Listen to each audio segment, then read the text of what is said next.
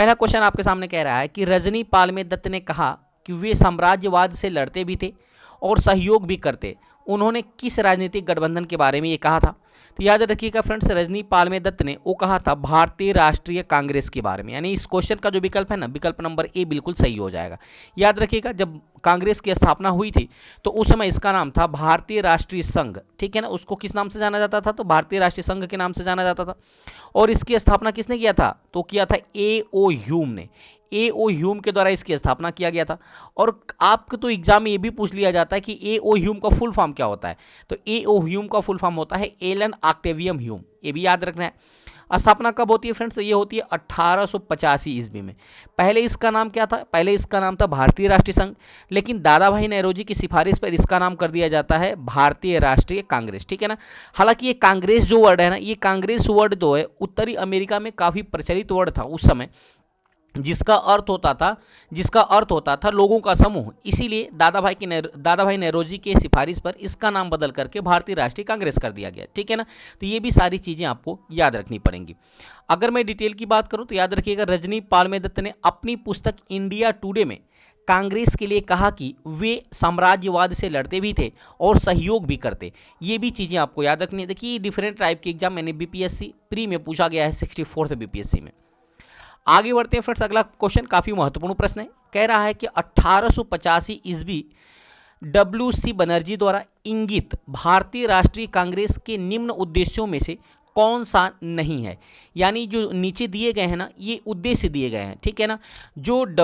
बात करें अगर कि जो डब्ल्यू.सी. बनर्जी ने इंगित किया था, यानी जिन उद्देश्यों को इंगित किया उनमें से कौन सा नहीं है, ये पूछ रहा है। तो चलिए पहले पढ़ते हैं इसको। याद रखिएगा, पहला कह रहा है ऑप्शन ए कि देश के हितों की रक्षा करने वाले भारतीयों के बीच संपर्क और मित्रता बढ़ाना। ये तो है, यानी ये सही, बिल्कुल सही है। कह रहा है देशवासियों के बीच जाति संप्रदाय तथा प्रांतीय पक्ष की बातों की भावना को दूर करके उनमें राष्ट्रीय एकता की भावना को विकसित करना। ये भी बिल्कुल सही है।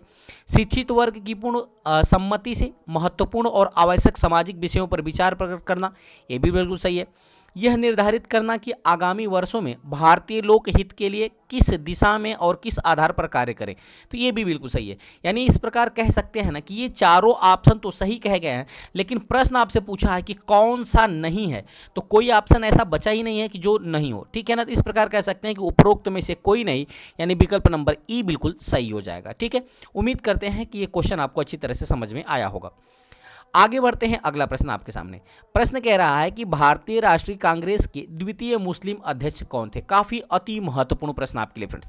याद रखिएगा, भारतीय राष्ट्रीय कांग्रेस के द्वितीय मुस्लिम अध्यक्ष थे रहीमतुल्लाह सयानी। कौन थे? रहीमतुल्लाह सयानी। यानी इस क्वेश्चन का जो विकल्प हो जाएगा, विकल्प नंबर सी बिल्कुल सही हो जाएगा। अच्छा, वहीं पूछे कि भारतीय राष्ट्रीय कांग्रेस के प्रथम मुस्लिम अध्यक्ष का श्रेय किसको जाता है, तो वो थे फ्रेंड्स, प्रथम मुस्लिम अध्यक्ष थे बदरुद्दीन तैयब जी। याद रखिएगा, बदरुद्दीन तैयब जी प्रथम मुस्लिम अध्यक्ष थे, ठीक है ना। दूसरे नंबर पे कौन थे? तो रहीमतुल्लाह सयानी थे दूसरे मुस्लिम अध्यक्ष। अच्छा, पहले अध्यक्ष की बात करें, जब कांग्रेस की स्थापना हुई थी, यानी पहली बार जो कांग्रेस का अधिवेशन हुआ था 1885 में, तो उसकी अध्यक्षता किसने किया था? उसकी अध्यक्षता किया था डब्ल्यू.सी. बनर्जी ने, यानी व्योमेश चंद्र बनर्जी ने अध्यक्षता किया था। और पहला जो अधिवेशन हुआ था कांग्रेस का, ये हुआ था मुंबई के अंदर। याद रखिएगा, पहला अधिवेशन मुंबई। हालांकि ये प्रस्तावित कहाँ था? ये प्रस्तावित था पूना के अंदर, लेकिन पूना में महामारी की वजह से, यानी प्लेग महामारी की वजह से ये मुंबई में हुआ। और मुंबई के गोकुलदास तेजपाल संस्कृत विद्यालय में इसका आयोजन किया गया। और इसमें कुल 72 प्रतिनिधियों ने भाग लिया था। तो ये भी चीज़ें आपको याद रखनी पड़ेंगी। और महासचिव किनको बनाया गया था? तो महासचिव बनाया गया था एलन ऑक्टेवियन ह्यूम को। तो ये भी चीज़ें आपको याद रखनी पड़ेंगी, ठीक है। अच्छा, पहले जो अधिवेशन हुआ था, इस अधिवेशन की अध्यक्षता किसने किया था? तो डब्ल्यू.सी. बनर्जी ने।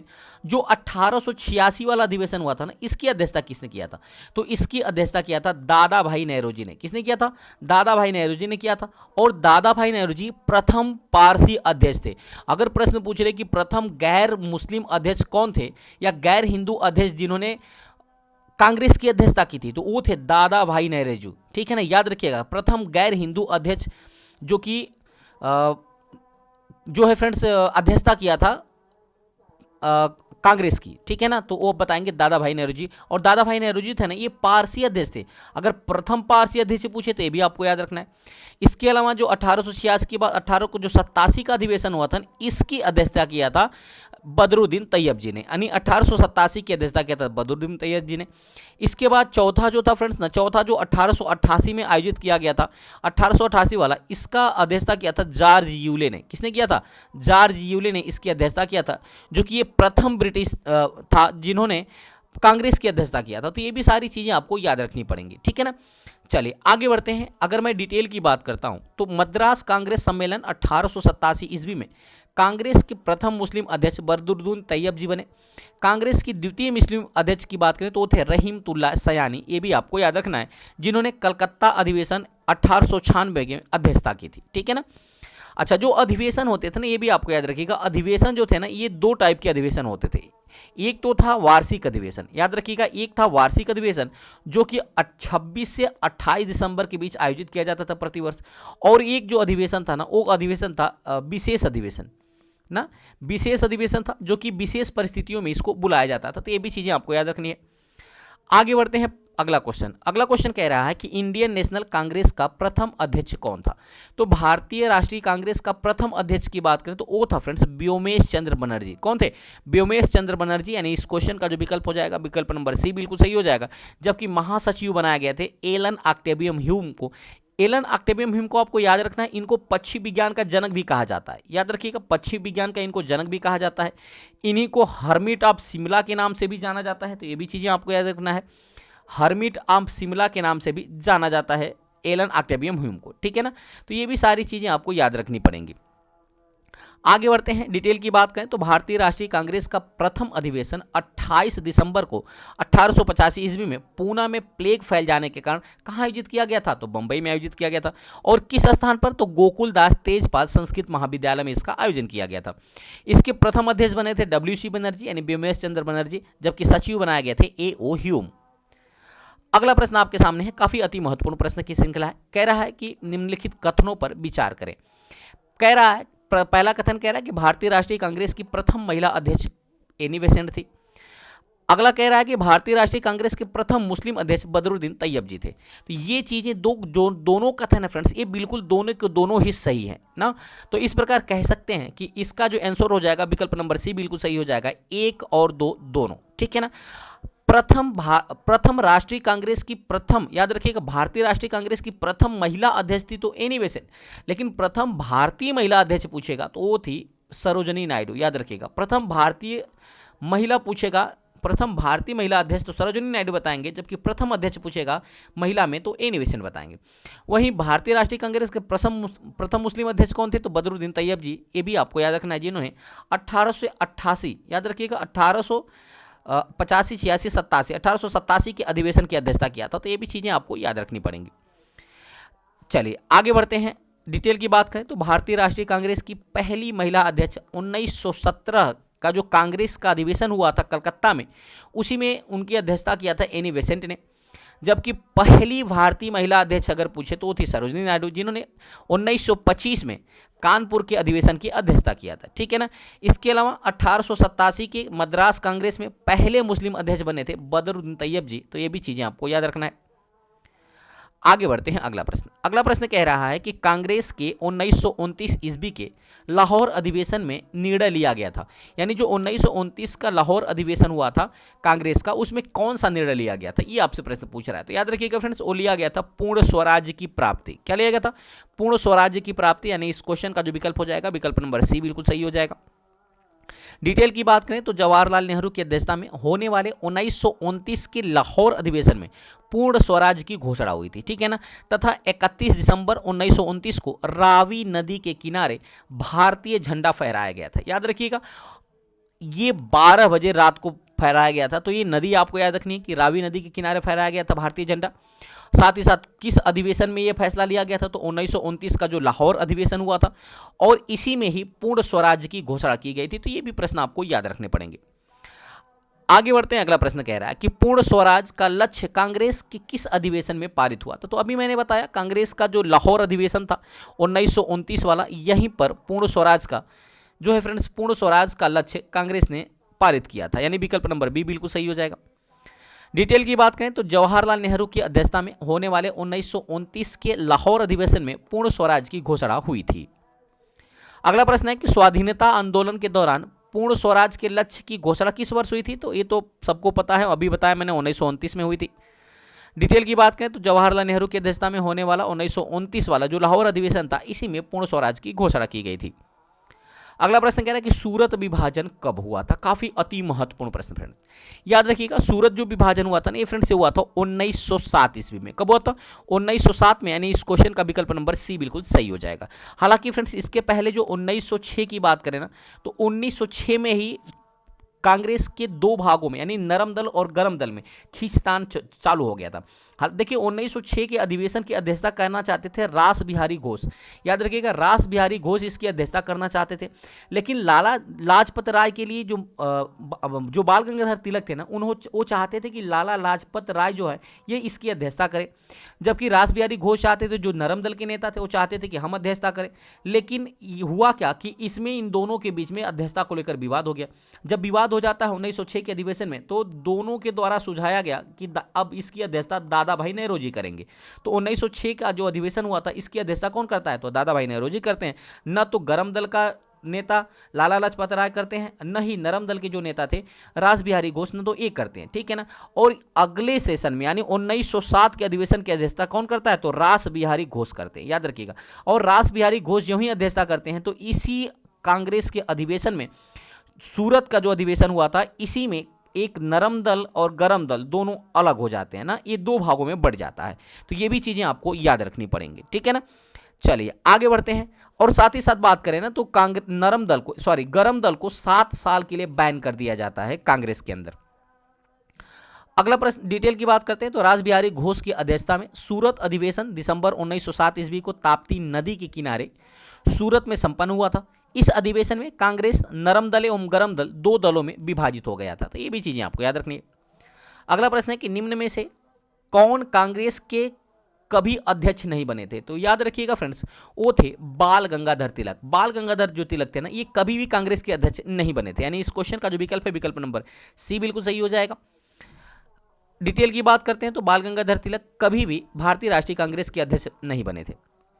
अगला प्रश्न है कि कांग्रेस की स्थापना के समय भारत का वायसराय कौन था? काफी अति महत्वपूर्ण प्रश्न, याद रखिएगा। कांग्रेस की स्थापना के समय भारत का वायसराय था लॉर्ड डफरिन। कौन था? लॉर्ड डफरिन, यानी इस क्वेश्चन का जो विकल्प है, विकल्प नंबर बी बिल्कुल सही हो जाएगा।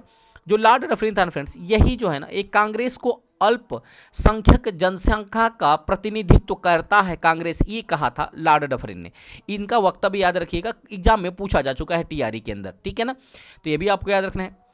वहीं लॉर्ड कर्जन ने क्या कहा था फ्रेंड्स? लॉर्ड कर्जन ने कहा था कि जब से मैं भारत आया हूं, तो मेरी यही इच्छा रही है कि मेरे कालखंड के दौरान ही कांग्रेस की मृत्यु हो जाए, ये कहा था लॉर्ड कर्जन ने। तो इनके वक्तव्य को भी आपको याद रखना है, क्योंकि सीधी सीधा आपके एग्जाम में प्रश्न पूछ लिया जाता है।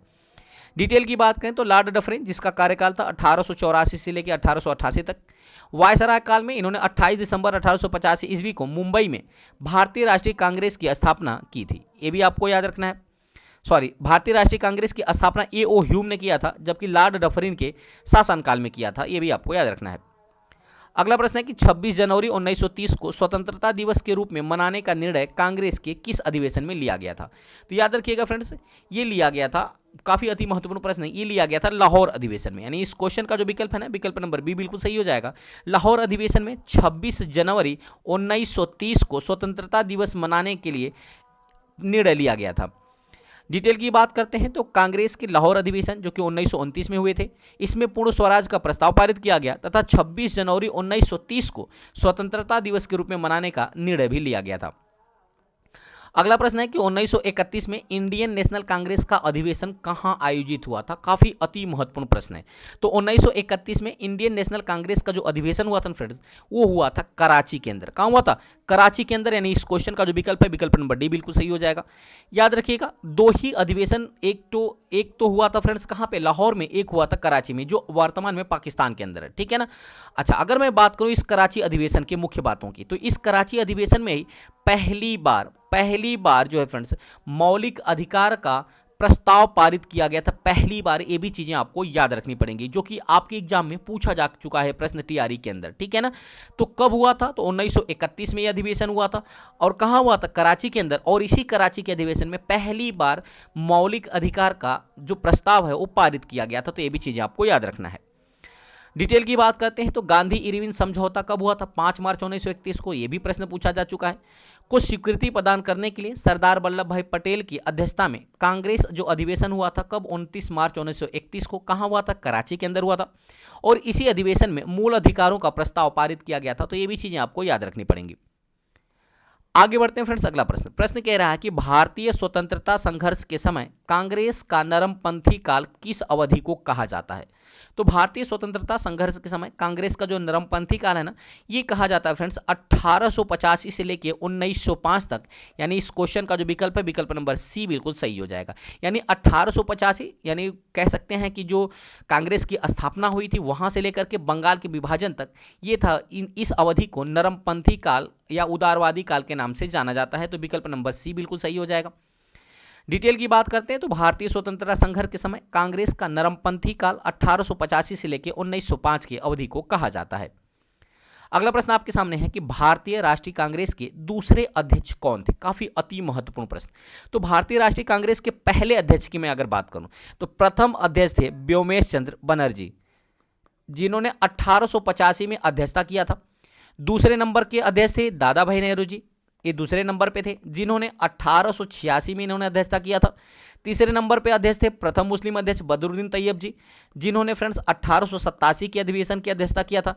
जबकि चौथे नंबर के अध्यक्ष थे जॉर्ज यूल, ये एकमात्र ब्रिटिश अध्यक्ष थे, पहले ब्रिटिश अध्यक्ष थे जॉर्ज यूल, जिन्होंने कांग्रेस के अधिवेशन की अध्यक्षता की थी। ये चौथे नंबर के थे जिन्होंने 1888 के अधिवेशन की अध्यक्षता की थी। ये भी चीजें आपको याद रखनी पड़ेंगी। अगर डिटेल की बात करें तो भारतीय राष्ट्रीय कांग्रेस का दूसरा अधिवेशन दादा भाई नेहरू की अध्यक्षता में कलकत्ता के अंदर 1886 में हुआ था। तो याद रखिएगा, जो दादा भाई नेहरू जी थे ना, ये प्रथम पारसी अध्यक्ष थे जिन्होंने कांग्रेस की अध्यक्षता की थी। तो प्रश्न पूछा जाता है कि प्रथम गैर हिंदू अध्यक्ष जिन्होंने कांग्रेस की अध्यक्षता की थी, तो आप बताएंगे दादा भाई नेहरू जी। याद रखिएगा, अगर मुस्लिम अध्यक्ष पूछेगा तब तो बताएंगे बदरुद्दीन तैयब जी, लेकिन प्रथम गैर हिंदू अध्यक्ष पूछेगा तब तो बताएंगे दादा भाई नेहरू जी, क्योंकि इनका संबंध था पारसी धर्म से। तो ये भी चीजें आपको याद रखना, ये पारसी अध्यक्ष थे। अगला प्रश्न है कि जयप्रकाश नारायण भारतीय राष्ट्रीय कांग्रेस में कब शामिल हुए थे। तो जयप्रकाश नारायण की बात करें फ्रेंड्स, तो ये शामिल हुए थे 1929 में। यानी इस क्वेश्चन का जो विकल्प है, विकल्प नंबर डी बिल्कुल सही हो जाएगा। अगर डिटेल की बात करें तो जयप्रकाश नारायण, जिनको लोक नायक जयप्रकाश नारायण के नाम से जाना जाता है, 1929 में जवाहरलाल नेहरू के आह्वान पर भारतीय राष्ट्रीय कांग्रेस में शामिल हुए थे और भारतीय राष्ट्रीय कांग्रेस की सदस्यता ग्रहण की थी। अगला प्रश्न है कि अखिल भारतीय राष्ट्रीय कांग्रेस की प्रथम भारतीय महिला अध्यक्ष कौन थी। अब देखिए यहाँ पर प्रथम भारतीय महिला अध्यक्ष पूछ रहा है, तो वो थी फ्रेंड्स सरोजनी नायडू। यानी इस क्वेश्चन का जो विकल्प है, विकल्प नंबर बी बिल्कुल सही हो जाएगा। जबकि प्रथम अगर महिला अध्यक्ष पूछेगा तो अब बताएंगे कौन, तो वो थी एनी बेसेंट। प्रथम महिला अध्यक्ष पूछेगा तो वो है एनी बेसेंट, जबकि प्रथम भारतीय महिला अध्यक्ष पूछेगा तो वो है सरोजनी नायडू। याद रखिएगा, एनी बेसेंट से दो प्रश्न और आपको देखना है। पहला प्रश्न याद रखना है कि इनकी दो पत्रिका काफी महत्वपूर्ण है। एक का नाम है न्यू इंडिया, याद रखिएगा, एक पत्रिका का नाम है न्यू इंडिया, जबकि इसकी दूसरी पत्रिका है कॉमनवेल्थ। क्या है, कॉमनवेल्थ। तो ये भी चीजें आपको याद रखनी पड़ेंगी। आगे बढ़ते हैं, अगला प्रश्न डिटेल की बात कर लेते हैं। तो कांग्रेस के कानपुर अधिवेशन 1925 में सरोजनी नायडू को कांग्रेस का प्रथम भारतीय महिला अध्यक्ष निर्वाचित किया गया था। ये भी आपको याद रखना है। आगे बढ़ते हैं फ्रेंड्स अगले प्रश्न की तरफ। अगला प्रश्न कह रहा है कि 1925 के कानपुर कांग्रेस अधिवेशन के अध्यक्ष कौन थे। तो अभी मैंने बताया वो थी सरोजनी नायडू। यानी इस क्वेश्चन का विकल्प नंबर सी बिल्कुल सही हो जाएगा। आगे बढ़ते हैं, अगला प्रश्न कह रहा है कि डिटेल की बात करें तो कांग्रेस के कानपुर अधिवेशन 1925 में सरोजनी नायडू ने कांग्रेस के प्रथम भारतीय महिला अध्यक्ष के रूप में निर्वाचित किया गया था। प्रश्न है कि भारतीय राष्ट्रीय कांग्रेस की प्रथम महिला अध्यक्ष, प्रश्न रिपीट हो गया है, तो भारतीय राष्ट्रीय कांग्रेस की प्रथम महिला अध्यक्ष पूछ रहा है, तो वो एनी बेसेंट है ना। डिटेल की बात करें तो कांग्रेस के कलकत्ता अधिवेशन 1917 में एनी बेसेंट को कांग्रेस की प्रथम महिला अध्यक्ष नियुक्त किया गया था। अगला प्रश्न है कि 1906 के कांग्रेस के वार्षिक अधिवेशन की अध्यक्षता किसने की थी। काफी अति महत्वपूर्ण प्रश्न है।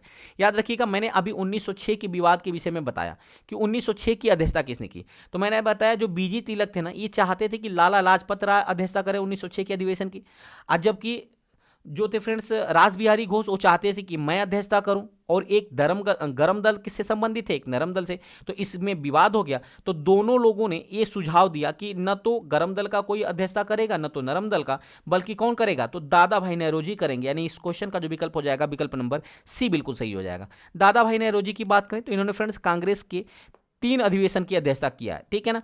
पहली बार तो कब किया था, तो 1886 के अधिवेशन की अध्यक्षता। दूसरा कब किया था, तो 1906, ये भी आपको याद रखना है, ठीक है ना। आगे बढ़ते हैं, अगला डिटेल की बात करें तो 1906 के कांग्रेस अधिवेशन, कलकत्ता में नरम एवं गरम दल काफ़ी मतभेद हो गया और उदारवादियों ने दादा भाई नौरोजी को अध्यक्ष बना दिया। इस अधिवेशन में पहली बार स्वराज्य की मांग प्रस्तुत किया गया था। तो ये भी चीज़ें आपको याद रखना है। पूछ सकता है प्रश्न कि किस अधिवेशन में, कांग्रेस के किस अधिवेशन में स्वराज्य की मांग प्रस्तुत की गया था, तो 1906 का जो कलकत्ता अधिवेशन हुआ था ना, यहीं पर स्वराज्य की मांग की गई थी। आगे बढ़ते हैं, डिटेल की बात, अगले क्वेश्चन की बात करें तो अगला क्वेश्चन कह रहा है कि पूर्ण स्वराज की घोषणा के बाद प्रथम स्वतंत्रता दिवस कब मनाया गया था। तो पूर्ण स्वराज्य की घोषणा के बाद प्रथम स्वतंत्रता दिवस मनाया गया था 26 जनवरी 1930 को। यानी इस क्वेश्चन का जो विकल्प हो जाएगा, विकल्प नंबर सी बिल्कुल सही हो जाएगा, ठीक है। आगे बढ़ते हैं, डिटेल की बात करते हैं। जवाहरलाल नेहरू की अध्यक्षता में होने वाले 1929 के लाहौर अधिवेशन में पूर्ण स्वराज की घोषणा हुई तथा 26 जनवरी 1930 का दिन पूरे राष्ट्र में प्रथम स्वतंत्रता दिवस के रूप में मनाने का निश्चय किया गया। आगे बढ़ते हैं, अगला प्रश्न है कि इंडियन नेशनल कांग्रेस के 1931 ईस्वी के कराची अधिवेशन की अध्यक्षता निम्नलिखित में से किसने किया था। तो कराची अधिवेशन की अध्यक्षता की बात करें तो फ्रेंड्स वो किया था सरदार पटेल ने। किसने किया था, सरदार पटेल ने। यानी इस क्वेश्चन का विकल्प नंबर ए बिल्कुल सही हो जाएगा। और इसी कराची अधिवेशन में पहली बार मौलिक अधिकार का जो प्रस्ताव है ना, ये पारित किया गया था। डिटेल की बात करें तो भगत सिंह को फांसी के बाद 29 मार्च 1931 में कांग्रेस के कराची में सरदार वल्लभ भाई पटेल की अध्यक्षता में हुए अधिवेशन में मौलिक अधिकार व राष्ट्रीय आर्थिक प्रोग्राम पर प्रस्ताव पारित किए गए थे। अगला प्रश्न है किसे महामना कहा जाता है। तो फ्रेंड्स काफ़ी इंपॉर्टेंट प्रश्न है। तो मदन मोहन मालवीय को महामना के नाम से जाना जाता है। यानी इस क्वेश्चन का जो विकल्प है, विकल्प नंबर सी बिल्कुल सही हो जाएगा। इनका टाइटल है मदन मोहन मालवीय को महामना मदन मोहन मालवीय कहा जाता है। और ये महामना की उपाधि किसने दिया था, तो वो दिया था गांधी जी ने। तो ये भी चीज़ें आपको याद रखनी पड़ेंगी। डिटेल की बात करें तो मदन मोहन मालवीय जी को महामना कहा जाता है। 1916 के लखनऊ समझौते के तहत उन्होंने मुसलमानों के लिए अलग निर्वाचन मंडल यानी सेपरेट इलेक्टोरल कॉलेज का विरोध किया था। मालवीय जी को महामना की उपाधि किसने दिया था, तो गांधी जी ने दिया था। अगला प्रश्न है कि भारतीय राष्ट्रीय कांग्रेस का प्रथम अधिवेशन दिसंबर 1885 में कहाँ हुआ था। तो याद रखिएगा फ्रेंड्स, पहली बात तो ये तो प्रस्तावित कहाँ था, ये प्रस्तावित था पूना के अंदर। लेकिन पूना में जो महामारी, प्लेग महामारी की वजह से ये प्रस्तावित था पूना में, लेकिन हुआ कहाँ, बॉम्बे के अंदर हुआ, गोकुलदास तेजपाल संस्कृत विद्यालय में। तो ये भी चीज़ें आपको याद रखनी। इसकी अध्यक्षता किसने किया था, व्योमेश चंद्र बनर्जी ने किया था। इसमें कुल 72 प्रतिनिधियों ने भाग लिया था। जबकि इसके महासचिव बनाए गए थे एलन ऑक्टेवियम ह्यू को, इसका महासचिव बनाया गया था। ये भी सारी चीज़ें आपको याद रखनी पड़ेंगी। डिटेल की बात करें तो कांग्रेस की स्थापना एक रिटायर अंग्रेज ICS अधिकारी जिसका नाम था एलन ऑक्टेवियम ह्यू 28 दिसंबर 1885 को में किया था। इसका प्रथम अधिवेशन भी 28 दिसंबर 1885 को हुआ था। कहाँ हुआ, गोकुलदास तेजपाल संस्कृत कॉलेज में हुआ था और अध्यक्षता किया था व्योमेश चंद्र बनर्जी ने। अगला प्रश्न है कि भारतीय राष्ट्रीय कांग्रेस का प्रथम अधिवेशन कहाँ हुआ था। तो ये हुआ था बॉम्बे के अंदर। डिटेल की बात करें तो कांग्रेस का प्रथम अधिवेशन 28 दिसंबर 1885 को बंबई के गोकुलदास तेजपाल संस्कृत कॉलेज में व्योमेश चंद्र बनर्जी की अध्यक्षता में हुआ था। अगला प्रश्न है कि कौन सा ICS अधिकारी भारतीय राष्ट्रीय कांग्रेस के 1885 में गठन में शामिल रहा है। तो याद रखिएगा फ्रेंड्स, आप सबको पता है कि कौन था, तो वो था एलन ऑक्टेवियम ह्यूम। यानी इस क्वेश्चन का जो विकल्प है, विकल्प नंबर डी बिल्कुल सही हो जाएगा। डिटेल की बात करें तो कांग्रेस की स्थापना एक रिटायर्ड अंग्रेज ICS अधिकारी एलन ऑक्टेवियम ह्यूम ने 28 दिसंबर 1885 को किया था। अगला प्रश्न है कि पूर्ण स्वराज का संकल्प कांग्रेस द्वारा कब पारित किया गया था। तो पूर्ण स्वराज का जो संकल्प है ना, ये फ्रेंड्स कांग्रेस के द्वारा याद रखिएगा पारित किया गया था 26 जनवरी 1930 को। कब पारित किया गया, 26 जनवरी 1930 को लाहौर अधिवेशन में। यानी इस क्वेश्चन का जो विकल्प है, विकल्प नंबर बी बिल्कुल सही हो जाएगा। अगर डिटेल की बात करें तो जवाहरलाल नेहरू की अध्यक्षता में कांग्रेस का लाहौर अधिवेशन 1929 में संपन्न हुआ और इस अधिवेशन में पारित पूर्ण स्वराज के प्रस्ताव के अनुसार कांग्रेस के संविधान में स्वराज शब्द का अर्थ अब से पूर्ण स्वतंत्रता या पूर्ण स्वराज होगा, ये कहा गया। ठीक है ना। साथ ही साथ 26 जनवरी 1930 का जो दिन था, ये पूर्ण स्वराज या पूर्ण स्वाधीनता दिवस के रूप में मनाया जाएगा, इसका भी निर्णय लिया गया था इस अधिवेशन के दौरान। अगला प्रश्न है कि 1916 का लखनऊ समझौता किसके बीच हुआ था। तो याद रखिएगा फ्रेंड्स, पहली बात कि जो 1916 का अधिवेशन हुआ था ये कहाँ हुआ था, ये लखनऊ के अंदर हुआ था। और इस लखनऊ के अधिवेशन में पहली बात कि मुस्लिम लीग, याद रखिएगा, मुस्लिम लीग और इंडियन नेशनल कांग्रेस यानी आईएनसी के बीच समझौता हुआ, क्योंकि मुस्लिम लीग को जो गांधी जी चाहते थे कि मुस्लिम लीग जो है ना ये भारत जो इंडियन नेशनल कांग्रेस है इसका साथ दे, तो इसके साथ पैचअप होता है। इसके साथ ही साथ जो 1907 की सूरत अधिवेशन में गरम दल और नरम दल ये दो जो अलग दल बन गए थे कांग्रेस से टूट करके, ये फिर से वापिस से पैचअप हो जाता है 1916 के अधिवेशन में। तो ये भी चीज़ें आपको याद रखनी पड़ेंगी। डिटेल की बात करें तो अंबिका चरण मजूमदार की अध्यक्षता में 1916 का लखनऊ समझौता हुआ, जिसमें कांग्रेस और मुस्लिम लीग के बीच समझौता हुआ, जबकि 1907 में अलग हुए गरम दल और नरम दल भी पुनः वापस से कांग्रेस में शामिल हो गए। अगला प्रश्न है कि प्रथम बार जवाहरलाल नेहरू ने कांग्रेस पार्टी के अध्यक्ष किस वर्ष चुने गए थे। तो प्रथम बार जवाहरलाल नेहरू ने कांग्रेस पार्टी के अध्यक्ष के रूप में चुने गए थे 1929 में, यानी इस क्वेश्चन का जो विकल्प है विकल्प नंबर ए बिल्कुल सही हो जाएगा। डिटेल की बात करते हैं तो प्रथम बार कब चुने गए थे, तो 1929 में। अगला प्रश्न है कि निम्नलिखित में से किसने कांग्रेस के कराची अधिवेशन के लिए मौलिक अधिकारों पर 1931 में संकल्प का मसौदा तैयार किया था। तो याद रखिएगा फ्रेंड्स, वो संकल्प के मसौदा की बात करें यानी ड्राफ्ट की बात करें तो ड्राफ्ट तैयार किया था पंडित जवाहरलाल नेहरू ने, यानी इस क्वेश्चन का जो विकल्प है विकल्प नंबर बी बिल्कुल सही हो जाएगा। डिटेल की बात करते हैं तो 1931 में कांग्रेस के कराची अधिवेशन की अध्यक्षता सरदार वल्लभ भाई पटेल ने की थी। इस अधिवेशन में मौलिक अधिकारों व आर्थिक कार्यक्रमों से संबंधित प्रस्ताव पारित हुए। मौलिक अधिकारों पर मसौदा यानी ड्राफ्ट जो है ना वो पंडित जवाहरलाल नेहरू ने तैयार किया था। अगला प्रश्न है कि भारतीय राष्ट्रीय कांग्रेस के कौन से अधिवेशन की अध्यक्षता गांधी जी ने किया था। तो देखिए याद रखिएगा, गांधी जी ने महज मात्र एक अधिवेशन की अध्यक्षता किया था, वो भी कर्नाटक के जो बेलगांव है ना, बेलगांव अधिवेशन की अध्यक्षता किया था, यानी कि इस क्वेश्चन का विकल्प नंबर सी बिल्कुल सही हो जाएगा। महात्मा गांधी की बात करें फ्रेंड्स ना, तो महात्मा गांधी जो थे ना ये एक याद रखिएगा 9 को, ठीक है ना, 9 जनवरी 1915 को जो है फ्रेंड्स ये दक्षिण अफ्रीका से वापस आए, इसलिए 9 जनवरी को क्या मनाया जाता है, 9 जनवरी को मनाया जाता है प्रवासी भारतीय दिवस, ठीक है ना। अच्छा, इसके बाद इनका प्रथम जो चंपारण सत्याग्रह था, इनका सफल सत्याग्रह था जो कि 1917 में हुआ था, जो कि किसानों के नील के खिलाफ था, यानी इंडिगो के किसानों के लिए था। नील की जो तिनकठिया पद्धति थी उसके खिलाफ था, अंग्रेजों के खिलाफ। जबकि 1918 में इनका खेड़ा सत्याग्रह था और मील मजदूर सत्याग्रह इनका किया गया था इनके द्वारा। ये सफल सत्याग्रह इनको पॉपुलर बना दिया था।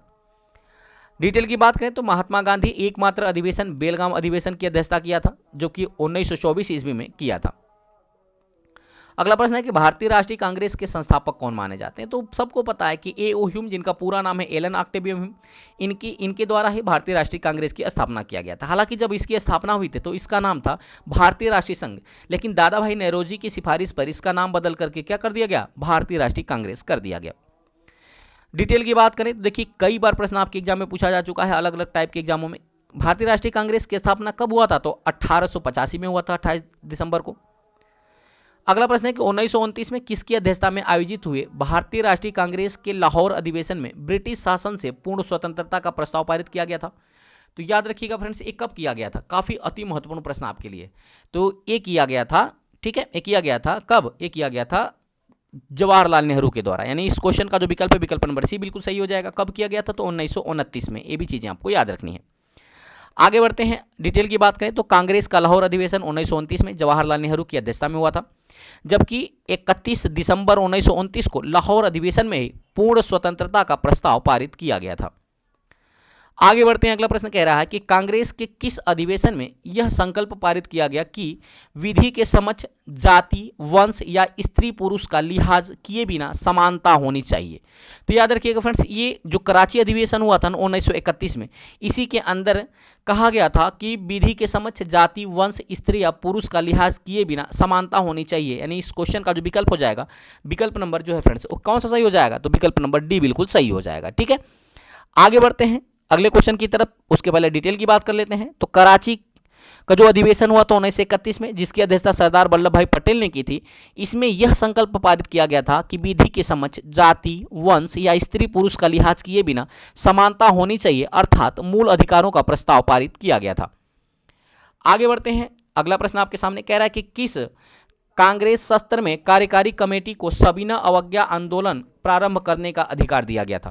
तो याद रखिएगा फ्रेंड्स, 21 सत्र में दिया गया था, तो ये दिया गया था लाहौर सत्र में, यानी इस क्वेश्चन का जो विकल्प है विकल्प नंबर सी बिल्कुल सही हो जाएगा। यानी कांग्रेस का जो लाहौर का अधिवेशन हुआ था ना, इसी अधिवेशन में ये अधिकार दिया गया था सविनय अवज्ञा आंदोलन शुरू करने का।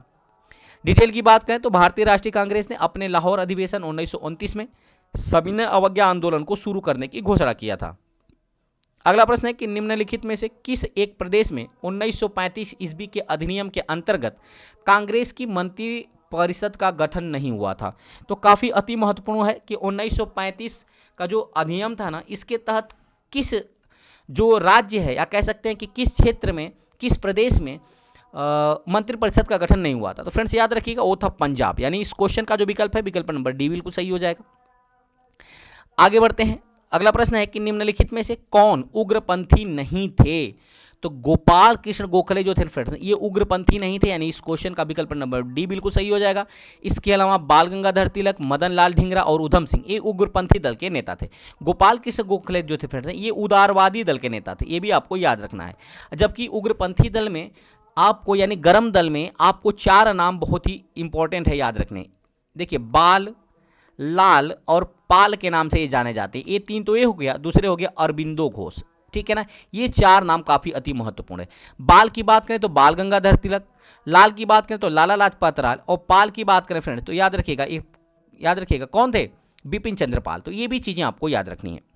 डिटेल की बात करें तो बाल गंगाधर तिलक, मदन लाल ढींगरा, उधम सिंह, लाला लाजपत राय आदि जो थे ये उग्रपंथी नेता थे। जबकि गोपाल कृष्ण गोखले, फिरोज शाह मेहता, दादा भाई नौरोजी, ये जो थे ना ये उदारवादी नेता थे। डिटेल अगला क्वेश्चन की बात करें तो अगला क्वेश्चन है कि भारतीय राष्ट्रीय कांग्रेस का लाहौर अधिवेशन कब हुआ था? तो भारतीय राष्ट्रीय कांग्रेस का जो लाहौर अधिवेशन हुआ था फ्रेंड्स, वो हुआ था 1929 में, यानी इस क्वेश्चन का विकल्प नंबर बी बिल्कुल सही हो जाएगा। डिटेल की बात करें तो जवाहरलाल नेहरू की अध्यक्षता में कांग्रेस का लाहौर अधिवेशन 1929 ईस्वी में रावी नदी के तट पर हुआ था, और इसी अधिवेशन में पूर्ण स्वराज को लक्ष्य घोषित किया गया। जबकि 26 जनवरी को स्वतंत्रता दिवस के रूप में मनाने का भी निर्णय लिया गया था। अगला प्रश्न है कि भारतीय राष्ट्रीय कांग्रेस की स्थापना में कितने महत्वपूर्ण भूमिका निभाई थी? तो ए.ओ. ह्यूम ने महत्वपूर्ण भूमिका निभाई थी, यानी इस क्वेश्चन का विकल्प नंबर ए बिल्कुल सही हो जाएगा।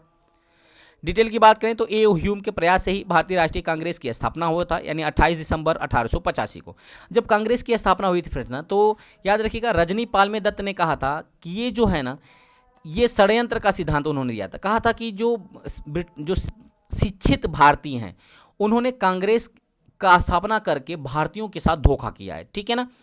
आगे बढ़ते हैं।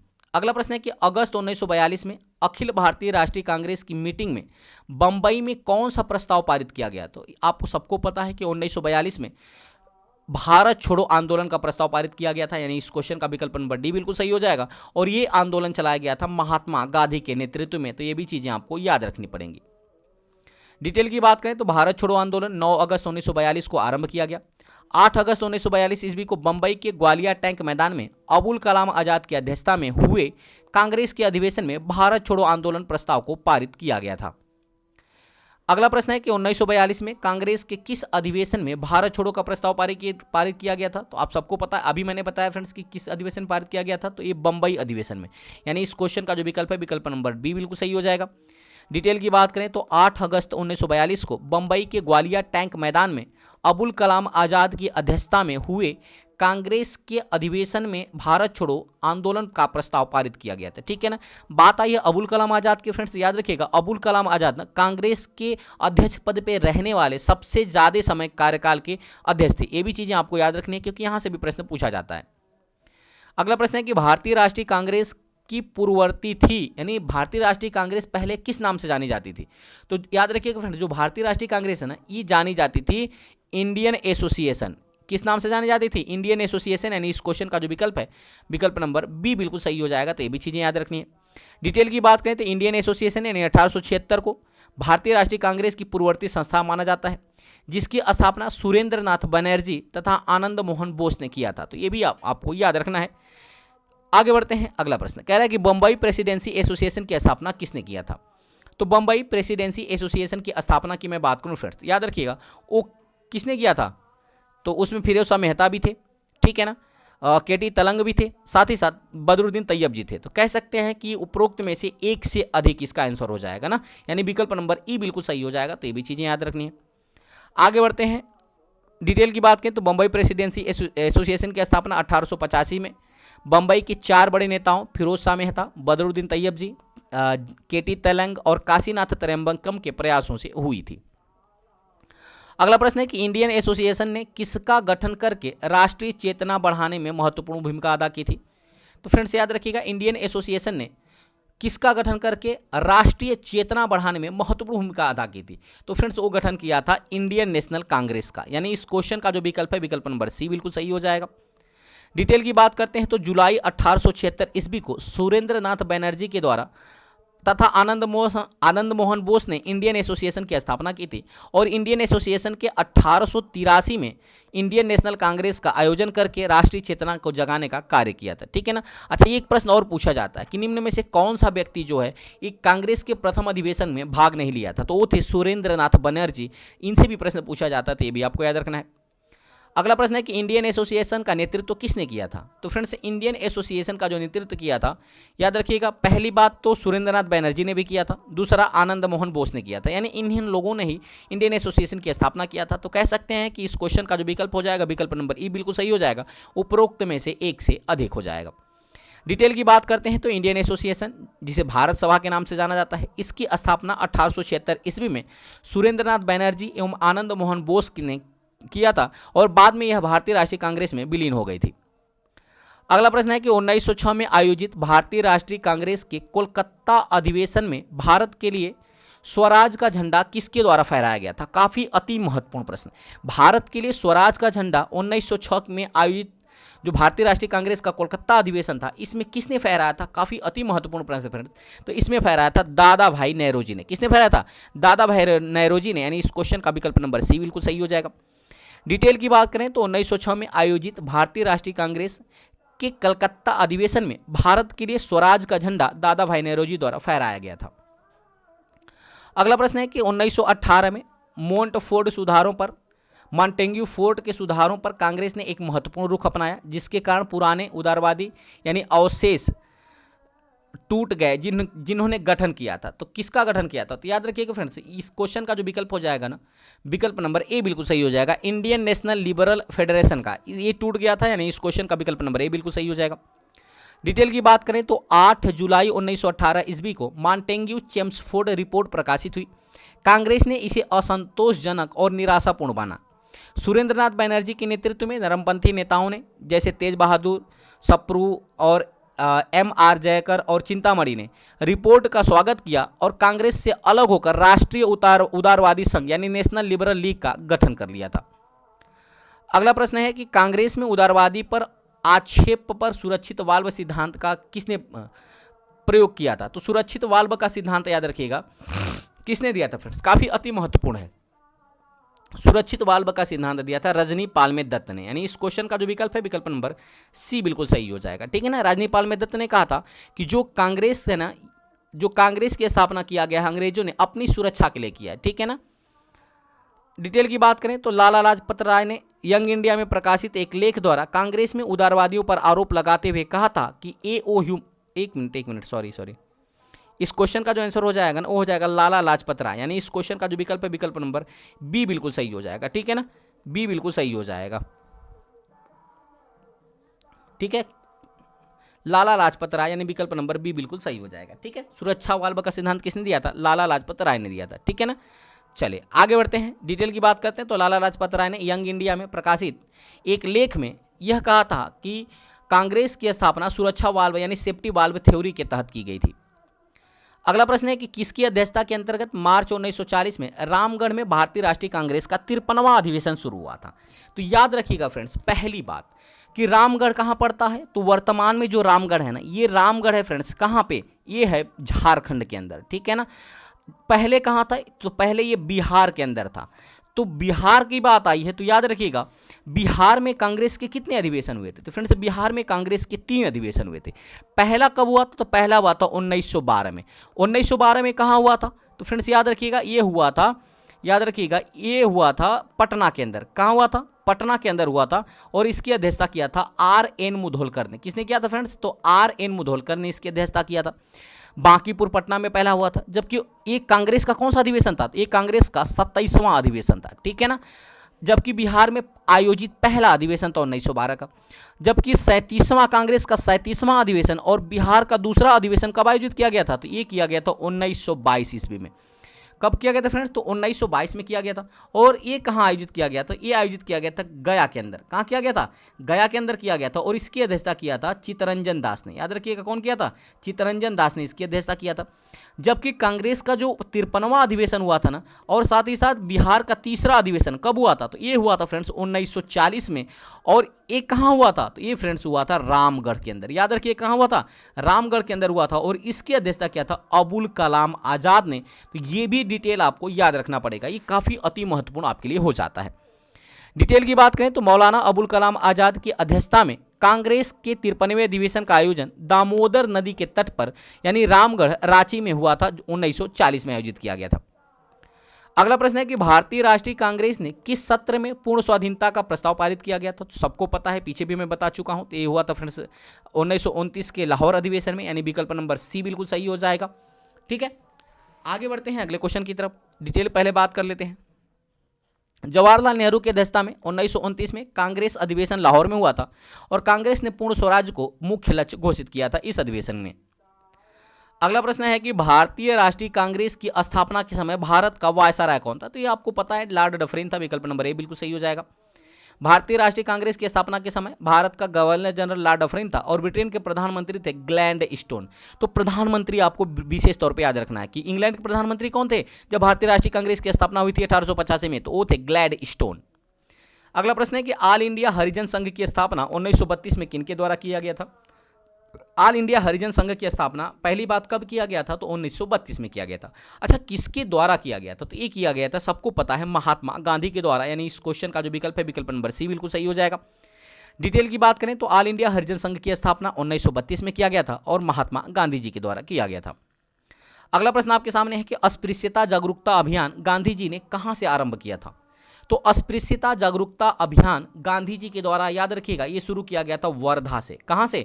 वर्धा से। यानी इस क्वेश्चन का जो विकल्प है विकल्प नंबर सी बिल्कुल सही हो जाएगा। डिटेल की बात करें तो 7 नवंबर 1933 को वर्धा से गांधी जी ने अपनी हरिजन यात्रा प्रारंभ की और पूरे देश की यात्रा की। और इसी के तहत 1932 ईस्वी में अखिल भारतीय अस्पृश्यता विरोधी लीग का भी गठन किया गया। तो ये भी चीजें आपको याद रखनी पड़ेंगी।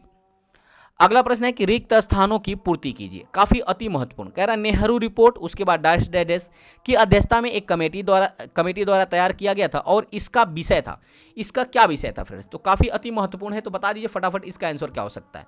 तो ये था फ्रेंड्स मोतीलाल नेहरू। यानी इस क्वेश्चन का विकल्प नंबर कौन सा हो जाएगा? सी सही हो जाएगा। यानी नेहरू रिपोर्ट जो है ना, ये मोतीलाल नेहरू की अध्यक्षता में एक कमेटी द्वारा तैयार किया गया था और इसका विषय था भारत में संवैधानिक व्यवस्थाएं। क्या विषय था इसका? भारत में संवैधानिक व्यवस्थाएं। यानी इस क्वेश्चन का विकल्प नंबर सी बिल्कुल सही हो जाएगा। मोतीलाल नेहरू कौन था फ्रेंड्स? तो ये जवाहरलाल नेहरू के भाई थे। तो ये भी चीजें आपको याद रखनी है। डिटेल की बात करें तो भारत सचिव लॉर्ड वर्किनहेड ने चुनौती दी कि भारतीय ऐसा संविधान बनाएं जो सभी राजनीतिक दलों को मान्य हो। भारतीय नेताओं ने इस चुनौती को स्वीकार करते हुए 1928 में मोतीलाल नेहरू की अध्यक्षता में एक 7 सदस्यीय समिति की स्थापना की, जिसे भारत के संविधान सिद्धांतों का निर्धारण करना था। और 10 अगस्त 1928 को नेहरू रिपोर्ट प्रस्तुत की गई। तो ये भी चीज़ें आपको याद रखनी है। अगला प्रश्न है कि 1934 ईस्वी में कांग्रेस सोशलिस्ट पार्टी की स्थापना किसने की, किसके द्वारा किया गया था? काफ़ी अति महत्वपूर्ण प्रश्न है। तो फ्रेंड्स ये किया गया था जयप्रकाश नारायण और आचार्य नरेंद्र देव के द्वारा। यानी इस क्वेश्चन का जो विकल्प है विकल्प नंबर सी बिल्कुल सही हो जाएगा। कब किया गया था? तो 1934 ईस्वी में कांग्रेस सोशलिस्ट पार्टी की स्थापना किया गया था जयप्रकाश नारायण और आचार्य नरेंद्र देव के द्वारा।